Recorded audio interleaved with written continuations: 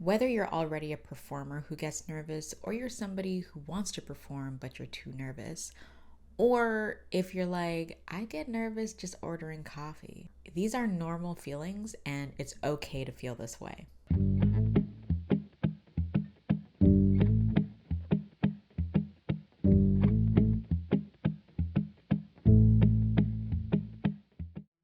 My name is Tiffany, and I am in a band with my partner called Unsociably.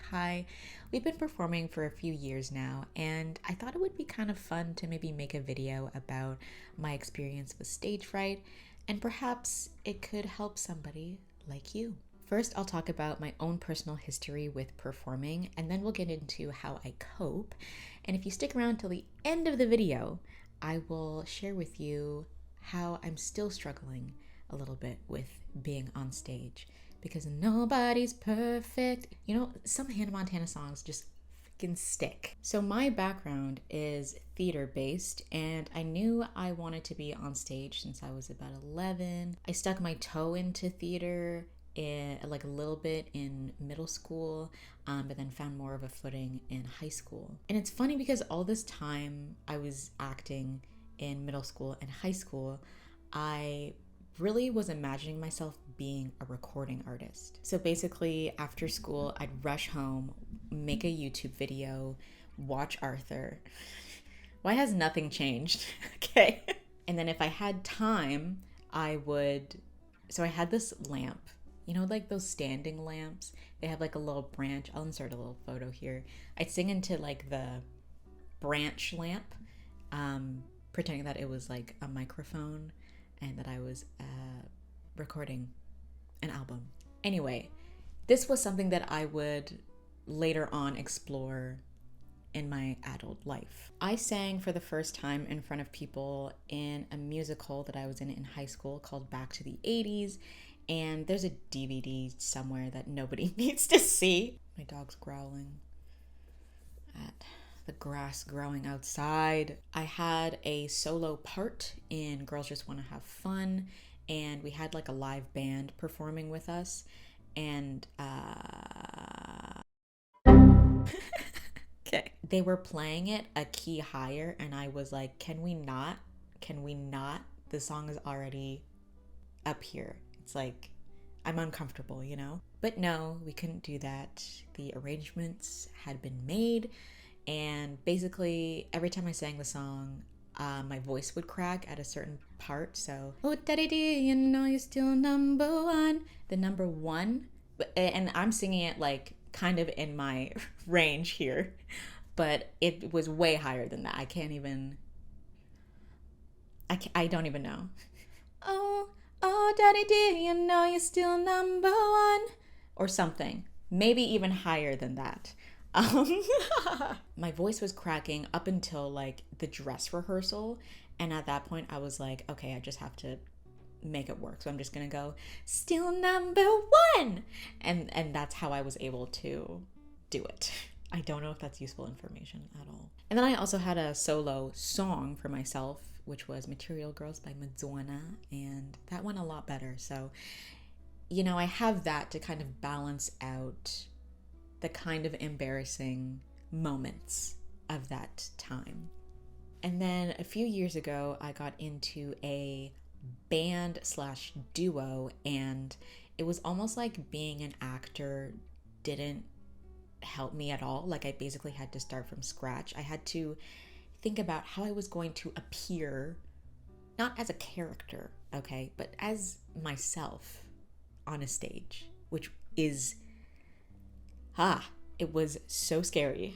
The actor to singer pipeline for me was pretty rocky, and at the time I didn't have any vocal training, and I just kind of felt like a complete imposter walking into places and getting on stage, especially charging money. I was just like, $10. Over the past few years, I've had some experience. I felt the feelings that come up when you're performing, and let's just get into it right now. Let's go. How do I cope? What do I do? What will help you? Let's talk about practicing and getting out there. Obviously, practicing is very important. Everybody knows this. That looks different for everybody. But I remember specifically being nervous about singing into a microphone, right? So there's the voice, which is an instrument, and then there's the microphone, which is an instrument. And just learning how to interact with those two instruments together. So I knew that I needed to practice with a microphone as soon as possible before getting on stage, so that when I got on stage in front of a bunch of people, I wasn't completely startled by the sound of my own voice and getting into my head and being like, oh my god, I sound so bad, and having that ruin the entire thing. So that looked like renting a jam space every week or every other week or so and practicing with their microphone. Open mics. So we did a lot of these when we were starting out, and I remember hating the feeling before going on stage and sometimes after, depending on how the two songs went. I remember just sitting in the chair waiting for a name to be called, and you have like 2 songs to like show what you got and whatever, but it's not always about that. It's about, number 1, getting up there. Great. And number 2, just finding a community. Open mics are very supportive and very kind. You're not going to go up there and get booed off stage. This is not like a comedy show where there's hecklers and stuff. Like, if you mess up, if something happens, you will be cheered on. And something that's helped me is kind of just remembering that a lot of people in the room probably feel the same way that you might feel. And that carry that with you in life. Okay? Listen, if you go to a bridal shower and you show up by yourself, you might not be the only one who feels shy about meeting new people, and you might thrive. Vocal/voice lessons. So I don't think that taking voice lessons is a prerequisite to getting on stage. I will say that it's very helpful, especially feeling self-conscious with my singing voice and not being able to hit notes. And I mean, I still take voice lessons, and I will continue to. And then within vocal/voice lessons, I've learned breath work, and I've always heard of breath work and breathing, and I never really understood it. I thought all you had to do was just make a concave, right? This shape with your belly and breathe into it, but it's so much more than that. Like, I can do all the lip trills and warm-ups and whatever, and that's great, but the thing that helped me the most, not only with my singing, but with my calmness on stage as well, has been learning how to breathe properly. It's kind of like when people do these immaculate, amazing 8-step skincare routines, but don't use sunscreen. That's a good one.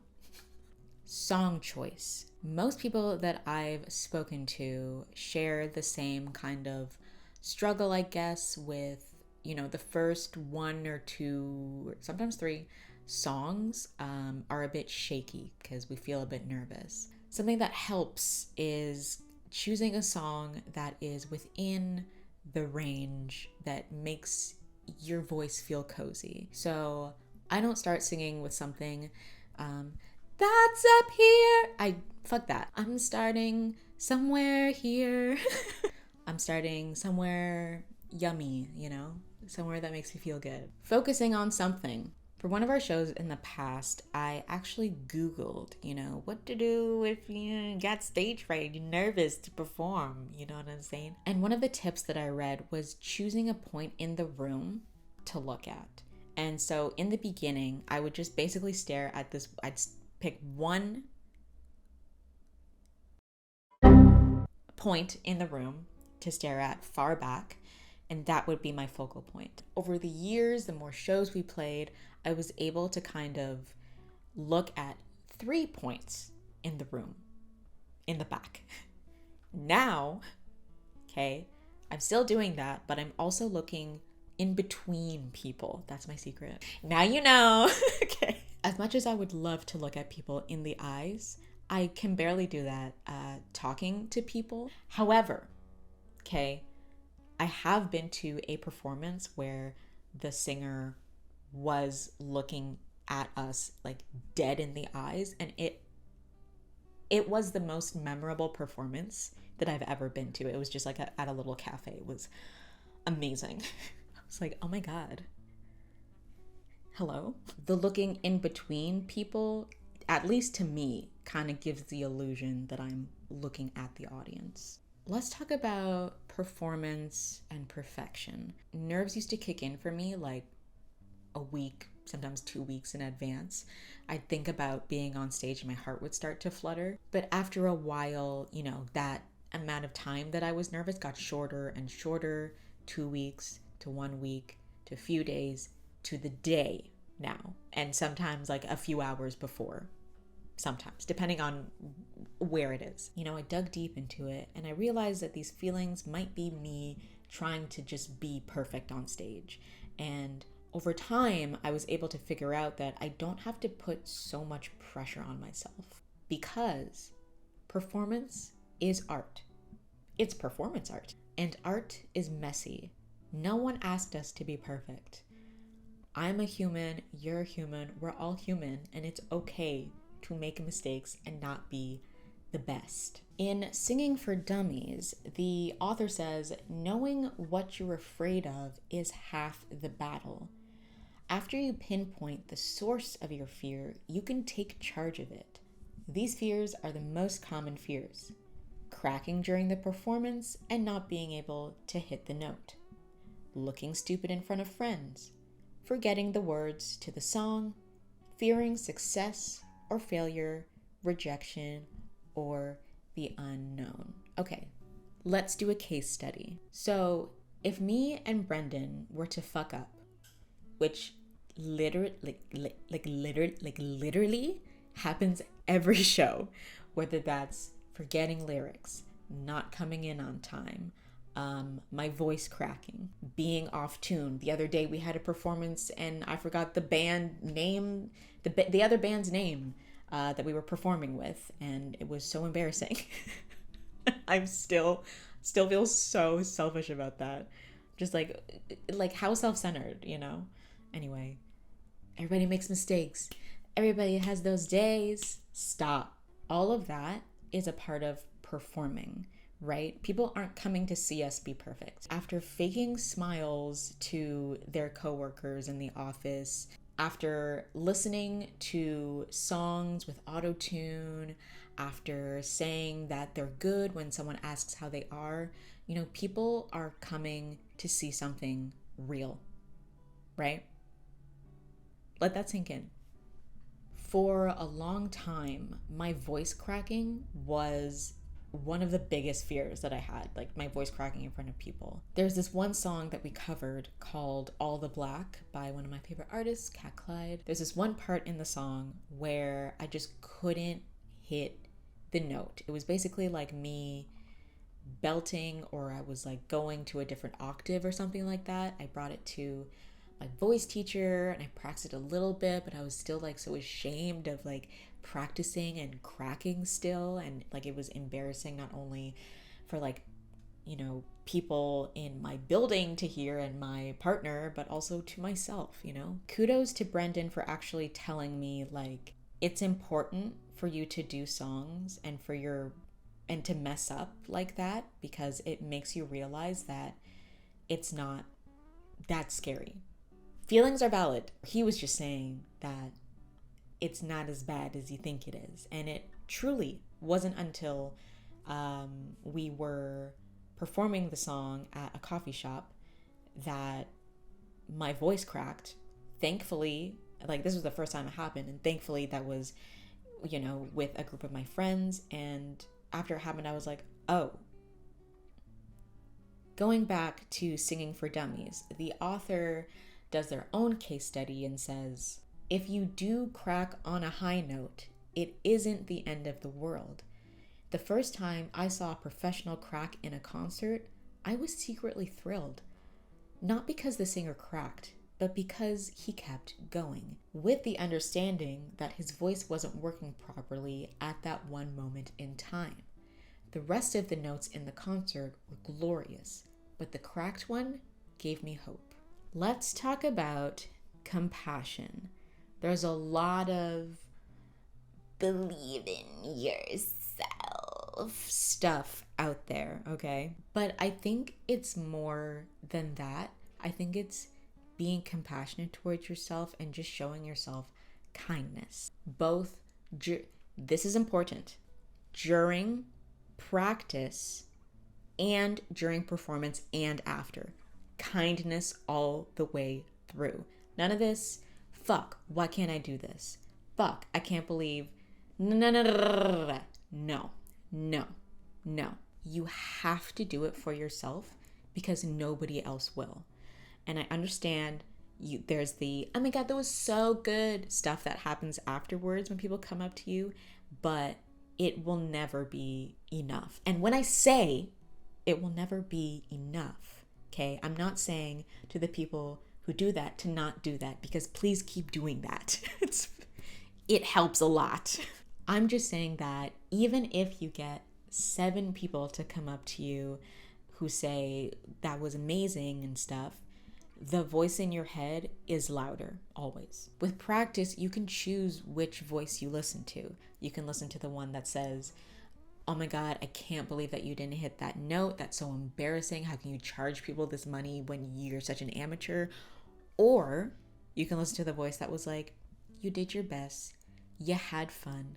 Let's go home and have a shower and go to bed and eat chips while watching Monsters, Inc. in bed.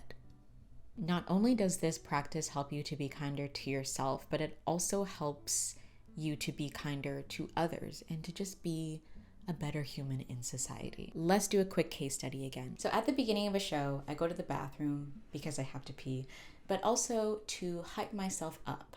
So I go to the mirror and I'm like, listen, you're gonna have a nice time. It feels weird because the camera is here, but I promise that it works and it's helped me. It's gonna be fun. You're gonna have a nice time.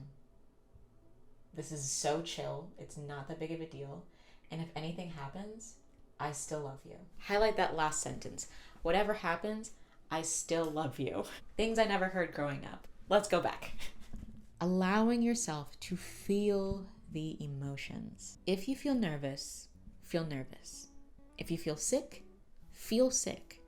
If you feel like you're gonna have a nervous poop, have the nervous poop. If you feel disappointed, feel disappointed.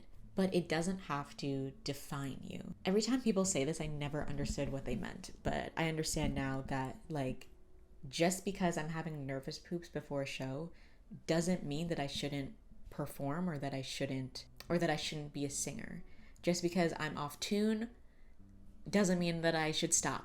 My last tip is just finding a way to sit with and or, release the physical sensations that you're feeling. For me, that looks like dancing, meditation, yoga, any form of movement, and then just being with the breath. In the past, I've kind of visualized how I wanted the show to go, how I want to appear, the vibe that I want to give off. This has helped me tremendously. We've made it to the things that I still struggle with. If you've made it to the end of this video, thank you so much. Everything that I told you has been things that have helped me that might help you, and it also might not, and that's okay. This is about more so being open to experience things. And although I have all of these tips and tricks and whatever, I'm still human.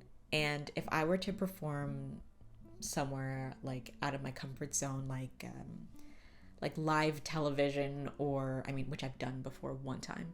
Anyway, that was 2 songs. Yeah, live television or like in a theater where people are like dead quiet or something, I'd be shitting my pants. Let's be real. So with that being said, there's still things that I struggle with. For example, stage banter. This whole thing is scripted. You think I just come on here and just improv? No. Okay, this part is improv. Okay, I do,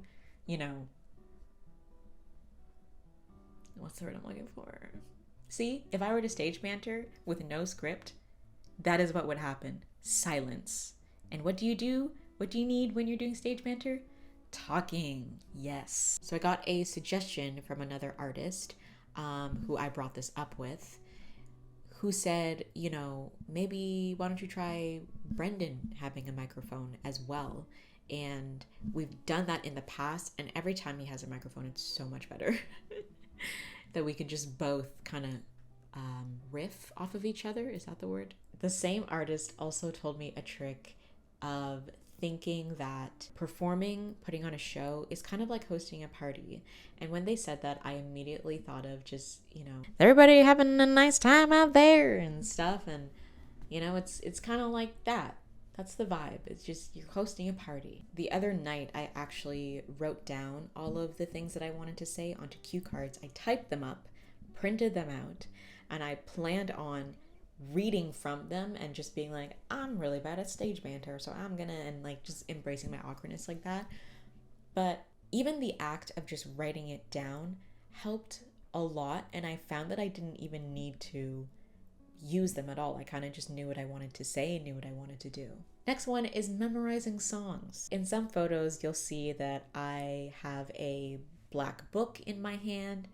That's my song book, and it has all of our lyrics in it. For me, there is some shame of not knowing the words, but in my mind, I kind of think that I would rather personally know that there's something that I can fall back on rather than sit there and not know the words. And even if you were to forget the words on stage and you admit like, hey, you're like, Mary had, oh shit, one second, I'm forgetting the words.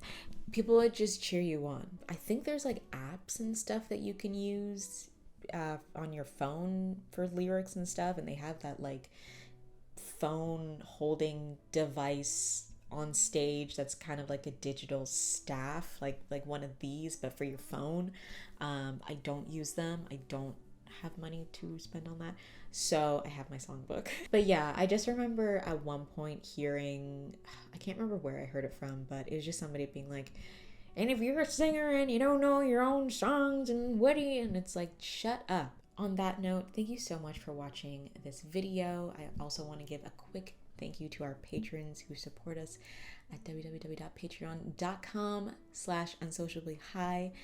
You're the best and you keep us going. Thank you. And if you want to see more from us, make sure you subscribe because we got videos coming out, baby. Okay? You can also follow Unsociably High on social media. We have an Instagram. And yeah, I'll see you next time. Bye. I miss you. I miss your smile. And I still shed a tear every once in a while. And even though it's different now, you're still here somehow. My heart won't let you go. And I need you to know I miss you. Sha la la la la. I miss you. All right. Thank you so much, everybody.